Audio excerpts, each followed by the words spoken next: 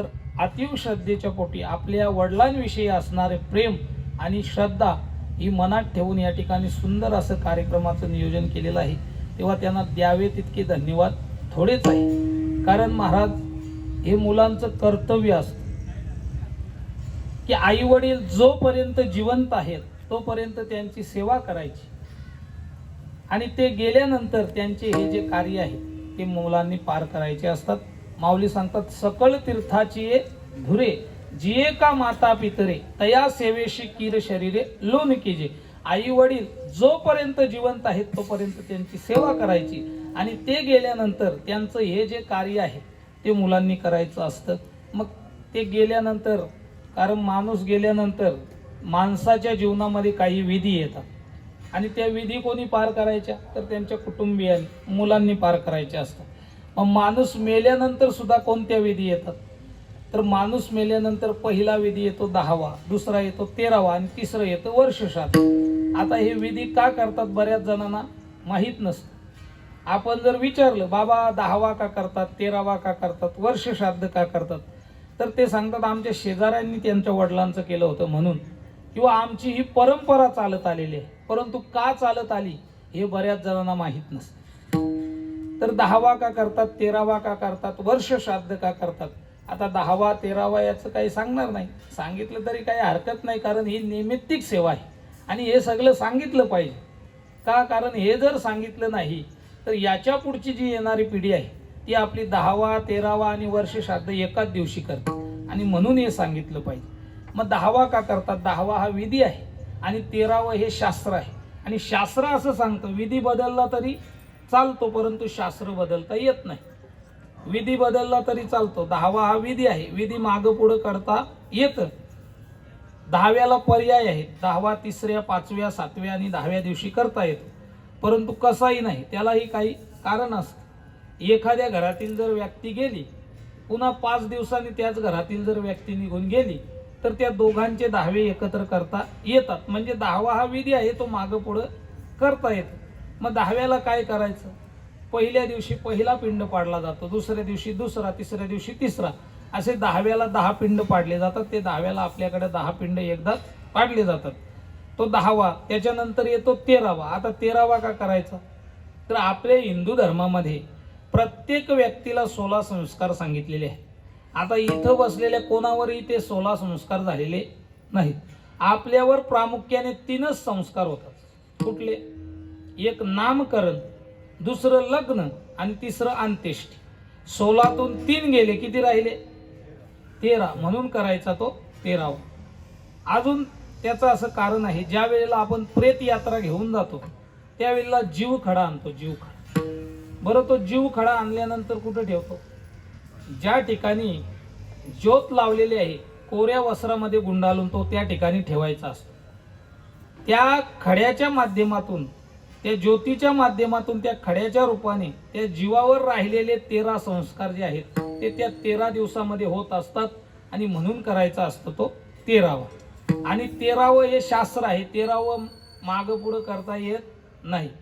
गृहस्थ आश्रमी असेल त्याचा 13वा करतात, एखादा ब्रह्मचारी असेल त्याचा 14वा करतात, एखादा वानप्रस्थ असेल त्याचा 15वा करतात आणि एखादा जर संन्यासी असेल तर त्याचा 16वा करतात, त्याला षोडश विधी असं म्हटलेलं आहे।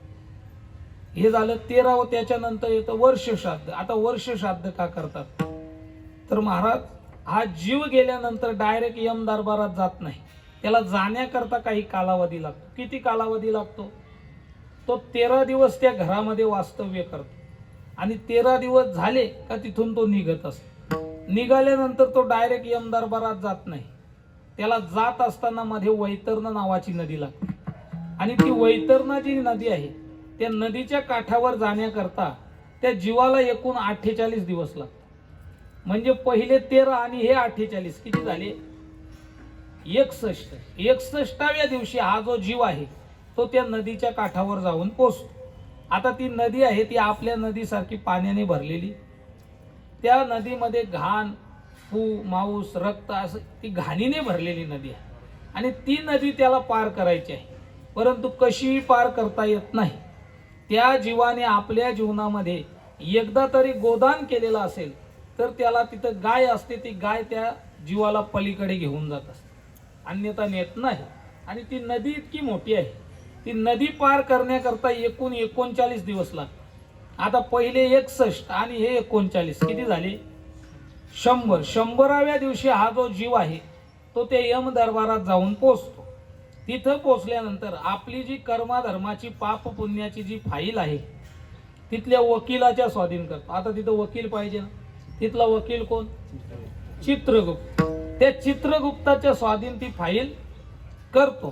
तो चित्रगुप्त त्या जीवाचे पाप पुण्य पाहून त्या जीवाची केस त्या यम दरबारामध्ये लढतो आणि त्या केशीचा निकाल लागण्याकरता 265 दिवस लागतात. म्हणजे पहिले 100 आणि हे 265 किती झाले? 365. म्हणजे 1 वर्ष होतो. आणि म्हणून करायचा असतो तो वर्ष श्राद्ध. कारण त्या दिवशी त्या जीवाला त्याने आपल्या जीवनामध्ये केलेले जे पाप पुण्य आहेत त्याचं, आणि तो जीव त्या घरातून गेल्यापासून त्याच्या कुटुंबियांनी त्याच्यासाठी केलेल्या ज्या पुण्यात्मक क्रिया आहे त्या पुण्याची बेरीज करून त्या जीवाला त्या दिवशी योग्य तो न्याय दिला जातो. म्हणून त्याला पुण्यस्मरण म्हटलेलं आहे.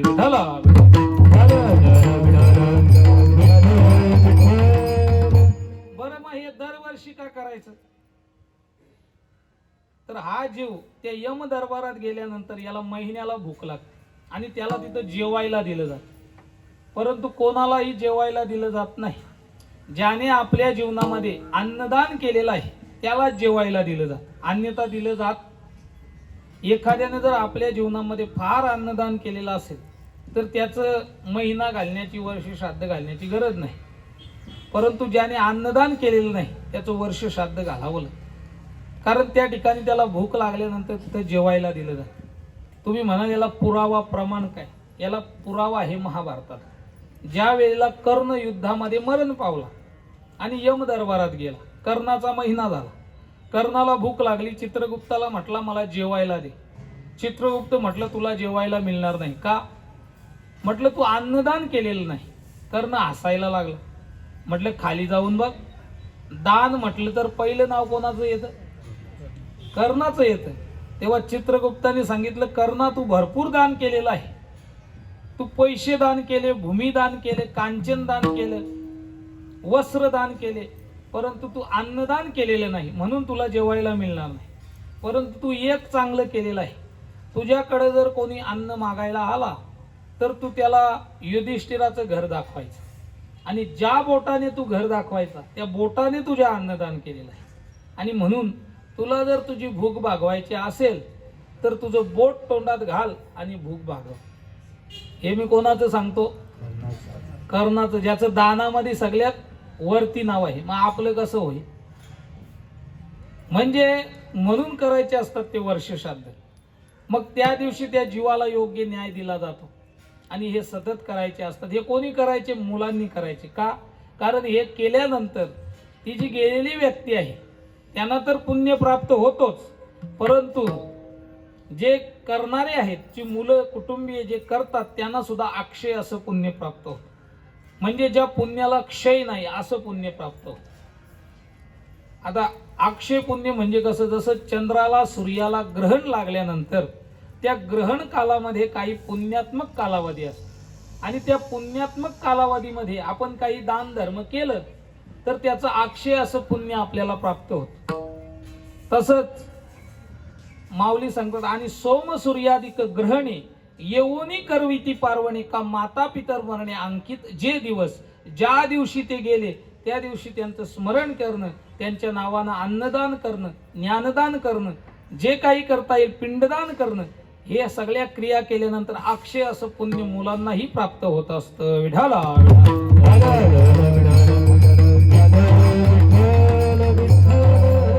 आणि या ठिकाणी या चारही मुलांनी हे कार्य केलेलं आहे. तेव्हा 5 मुलं, 4 मुलं, चारही मुलांनी ही कार्य केलेलं आहे. तेव्हा त्यांना द्यावे तितके धन्यवाद थोडेच आहे. आणि मधुकर बाबांच्या बद्दल सांगायचं झालं तर बाबांनी आपल्या जीवनामध्ये अतिशय कष्ट केलेले आहे. सर्व्हिसला होते, कारण मला सांगा 6 मुलं त्यांना आहेत. आता ही 6 मुलं सांभाळणं सात मुलं सांभाळणं महाराज, मला सांगा आता आपल्याला हम दो आणि हमारे दो ही नाही, एकच आता, म्हणजे तेही सांभाळणं आता कठीण होत आहे. परंतु त्या कालामध्ये 6-6, 7-7 मुलं सांभाळणं, आणि तेही त्यावेळेला काही एवढ्या नोकऱ्या वगैरे जास्त भारी भारी नव्हते, परंतु त्याही काळात बाबांनी सर्व्हिस करून आपल्या कुटुंबाचा उदरनिर्वाह केला आणि त्याच्यानंतर हॉटेल व्यवसाय सुरुवात केला आणि चांगल्या प्रकारे सगळ्या मुलांना सुसंस्कारित आणि शिक्षण वगैरे देऊन चांगल्या प्रकारे त्यांचं लालन पोषण केलेलं आहे. तेव्हा बाबांनी आपल्या जीवनामध्ये कितीतरी सायास करून कष्ट करून हे संसार उभं केलं आणि मुलांच्या ताब्यात देऊन त्यांनी या जगाचा निरोप घेतलेला आहे आणि मुलांनीही ते तसंच पुढं चालू ठेवलेलं आहे. आपल्या वडिलांच्या पावलावर पाऊल टाकीत सगळ्यांनी ते चांगल्या प्रकारे, आणि या घराचं एक विशिष्ट आहे महाराज, हे घर सगळं एकत्र आहे. मला जरा ऐकून बरं वाटलं, कारण आता तसं कुठं पाहायला मिळतच नाही. लगेच वायले निघतात, झडझडोनी वायले निघतात, ओव्या बदलून म्हणायची वारी, लगेच वायले निघतात. परंतु या घराचं विशेष आहे हे घर, आणि हे खरे तर आईबाबांचे संस्कार आहेत, कारण आईबाबांच्या संस्काराशिवाय असं घडत नाही. आणि म्हणून त्या परिवाराला द्यावे तितके धन्यवाद थोडेच आहे. तेव्हा या ठिकाणी या बाबांच्या 5व्या पुण्यस्मरणानिमित्ताने ही कीर्तन रूपी सेवा माझ्यासारख्या यत्किंचित पामराच्या वाट्याला आलेली आहे. तेव्हा यथामती यथा अवकाश, जसं माझ्या बुद्धीला जमेल, जसं आपल्या वेळात बसेल तसं अभंगावर चिंतन मांडण्याचा प्रयत्न करणार आहे. समोर बसलेले सर्व ज्येष्ठ श्रेष्ठ वरिष्ठ सर्व भक्तिमान माता सर्वांच्या चरणावर नतमस्तक होतो आणि अभंगाकडे वळतो. विठाला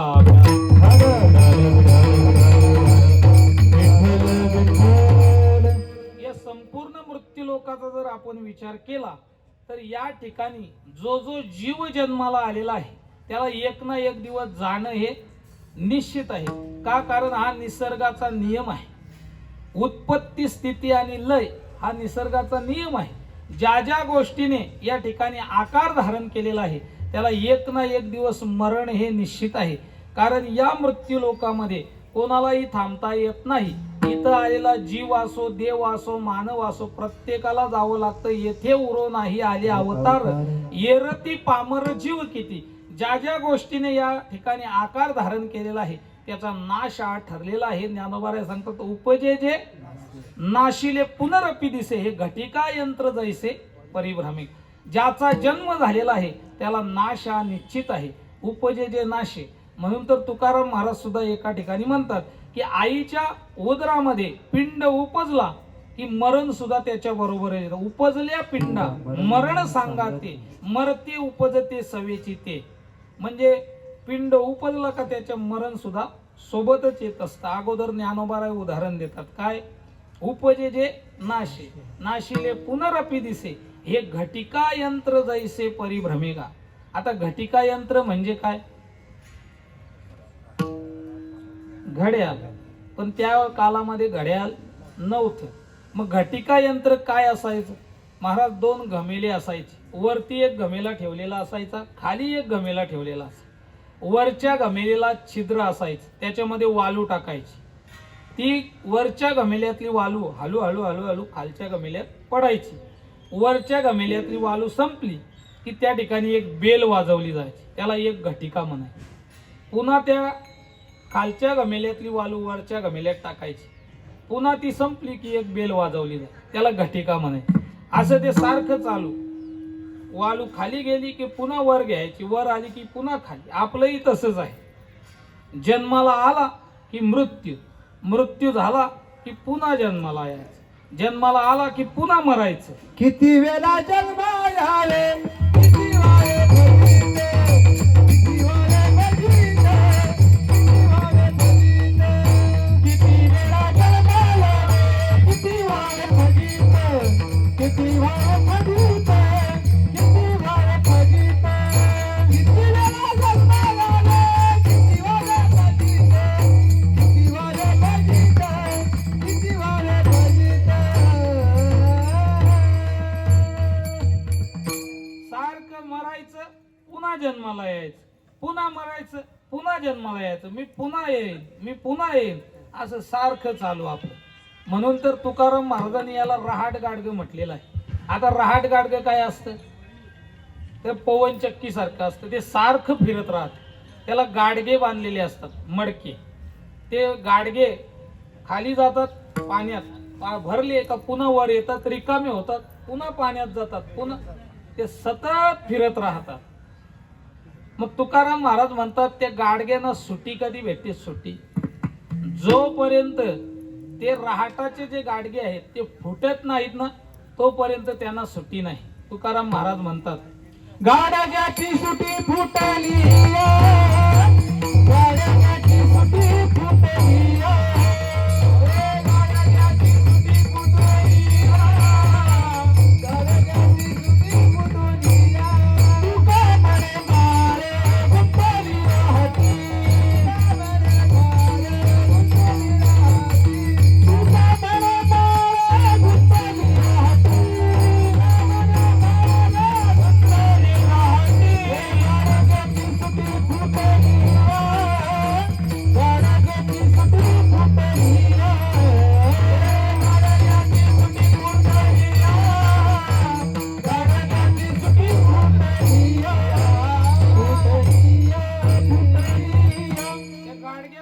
राहती तो गाडगा जोपर्यंत फुटत नाही तोपर्यंत त्याला सुट्टी नाही. गाडग्याची सुट्टी फुटली या, तुका म्हणे माल गुंतली रहाटी. गाडग्याची सुट्टी फुटली या.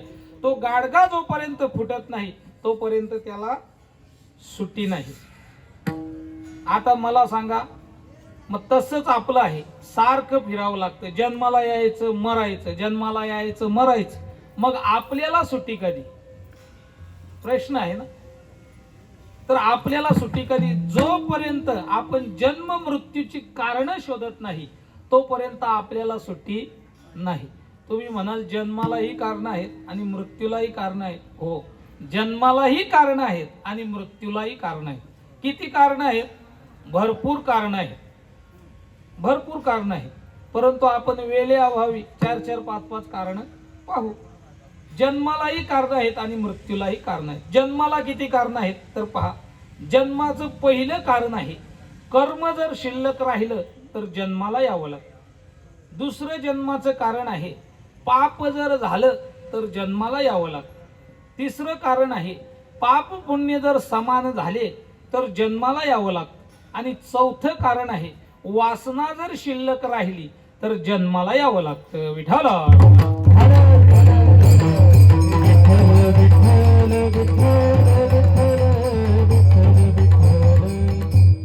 पहिलं जन्माचं कारण सांगतात, कर्म जर शिल्लक राहिले तर जन्माला यावं लागतं.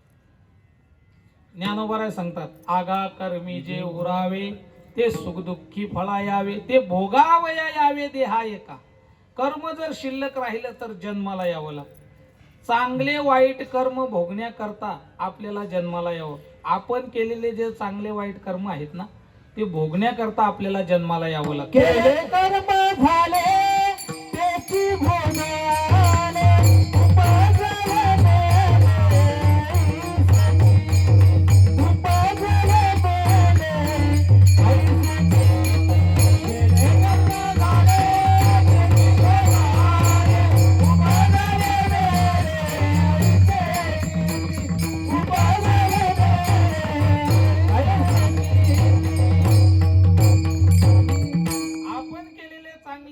कर्म भोगण्याकरता आपल्याला जन्माला यावं लागतं. महाराज, आपण आता जे भोगत आहोत ना, आता जे सुख भोगत आहोत ते आपलं मागच्या जन्मातलं काहीतरी चांगले कर्म आहे.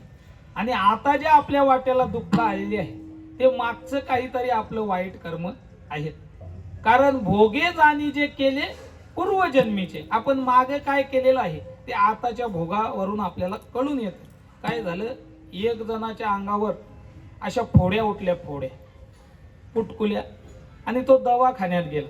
दवाखान्यात गेल्यानंतर डॉक्टरने त्याला सांगितलं की हा जो आजार आहे हा तुम्हाला जास्त गुळ खाल्ल्यामुळे झालेला आहे. तुम्ही जास्त गुळ खाता आणि म्हणून तुम्हाला तुमच्या रक्तामध्ये दोष निर्माण झालेला आहे. तेव्हा त्याने सांगितलं, डॉक्टर साहेब हे साप खोटं आहे म्हणे. तुम्ही MBBS असून काही उपयोग नाही. तुमचे जे कागदपत्र आहेत ते फेकून द्या म्हटलं. डॉक्टर म्हटले काय झालं? म्हटलं मी 8 दिवस झाले गुळ खाण्याचं बंद केलेलं आहे. डॉक्टर म्हटले हे ते 8 दिवसापूर्वी खाल्लेल्या गुळाचे परिणाम आहे, आता सोडून काय उपयोग आहे?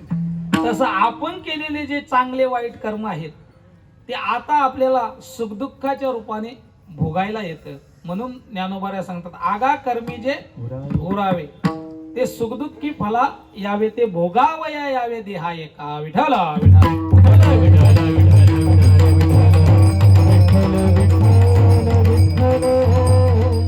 किंवा जैसे कर्म केले तैसे फला आले कुंठता वाहिले भार माता. जैसे कर्म केले तैसे फला आले एकनाथ महाराजांचं प्रमाण आहे. आपण जसं कर्म करतो तसेच फल आपल्याला प्राप्त होत असतं. काय झालं? एका बाईचं लग्न होऊन बरीच वर्ष झाली परंतु तिला काही मूलबाळ होत नव्हतं आणि म्हणून ती एका जाणत्याकडे जायची. आता जाणता म्हणजे काय? भक्ताकडे जायची आणि रोज काही ना काही घेऊन यायची. लिंबू, अगरबत्ती, गंडा, दोरा काही ना काही घेऊन यायची. आणि एक दिवस त्या जाणत्याने तिला सांगितलं की अमावस्याच्या दिवशी एखाद्या सज्जन माणसाच्या घराला आग लाव म्हणे, तुझं काम होऊन जाईल. त्या बाईने त्या मूर्ख जाणत्याचं ऐकून एक गरीब शेतकरी होता महाराज, त्याच्या झोपड्याला आग लावली. आता त्याचं झोपडं तर जळालं परंतु त्याच्या गोठ्यामध्ये काही लहान मोठी अशी 8 जनावरं होती, तीही त्या आगीमध्ये जळून खाक झाली. आणि योग असा झाला, योगायोगाने त्या बाईला 8 मुलं झाली, एका पाठोपाठ अशी 8 मुलं झाली. आता तिचा एक सासरा होता म्हातारा, त्याला आपल्या सुनेचं कारस्थान माहीत होतं परंतु बोलू शकत नव्हता. का? कारण आता बोलायची सोय राहिलेली, गप काय मिळतं ते खात चला, बोलू नका, बोलू शकत नव्हतं. 8 मुलं झाली. जशी जशी ती मुलं मोठी होऊ लागली तस तसं ती लग्न करायला सुरुवात केली. तिने लग्न झाला की मुलगा मरून पडायचा, लग्न झाला की मुलगा मरून पडायचा, अशी एका पाठोपाठ 8ही मुलं तिची मिळली. आणि मग 10 मोकळून रडायला लागली. आणि मग त्या सासऱ्याला राहवलं नाही. तो म्हटला देवाच्या घरी न्याय आहे बरं का, देव सगळं जाणतो आहे. आणि असं बोलल्याबरोबर तिला त्या म्हाताऱ्याचा राग आला. म्हटलं माझी 8 मुलं मेली आणि तुम्हाला आनंद झाला. आणि शेजारी जे होते ते त्या म्हाताऱ्याला बोलू लागले. तेव्हा त्या म्हाताऱ्याने सांगितलं बाबांनो, हा माझाही परिवार होता, मलाही तेवढं दुःख आहे परंतु माझ्या सुनेने तिला मूलबाळ होत नव्हतं म्हणून एका गरीबाच्या झोपडीला आग लावली. आणि त्या आगीमध्ये त्याचं झोपडं तर जळालं परंतु 8 अशी लहान मोठी अशी जनावरही मेली. आणि तीच जनावरं हिच्या पोटी जन्माला आली आणि हिला संतापाच्या आगीत सोडून निघून गेली. हे हिने केलेल्या कुकर्माचं फल आहे. विठ्ठला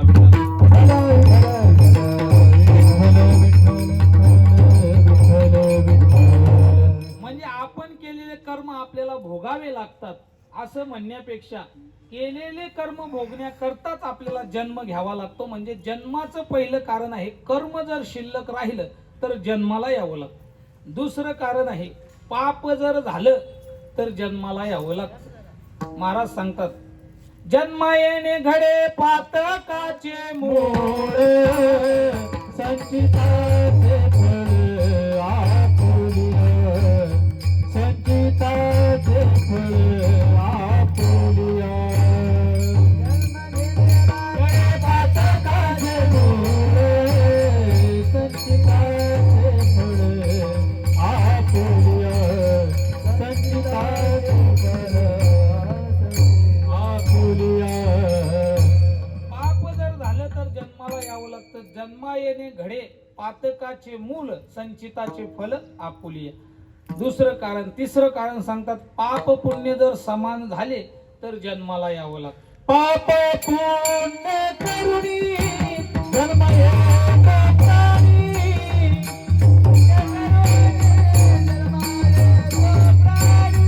पाप पुण्य करुणी जन्म येतो प्राणी, पाप पुण्य करुणी जन्म येतो प्राणी. हानी केली,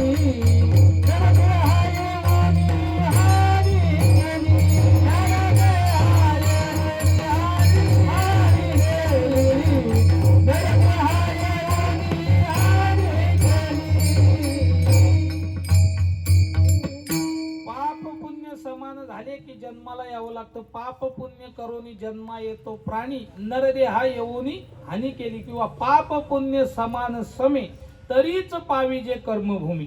पाप पुण्य समान झाले की जन्माला यावं लागतं. चौथं कारण सांगतात, वासना जर शिल्लक राहिली ना तर जन्माला यावं लागतं. महाराज सांगतात, जन्म घेणे लागे वासनेच्या संगे, त्याची होय अंगे हरी रूप, त्याची झाले अंगे हरी रूप.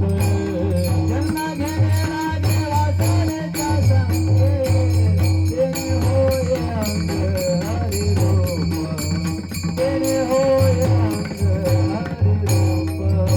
जन्म घेणे लागे वासनेच्या संगे, त्याची झाले अंग हरी रूप, त्याची झाले अंग हरी रूप,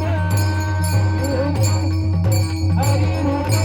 वासना जर शिल्लक राहिली तर जन्माला यावं लागतं. महाराज कितीही मोठा तपस्वी असू द्या, साधू असू द्या, परंतु अंतकाळाला जर वासनेचा संग झाला ना, विठ्ठला विठ्ठला विठ्ठला,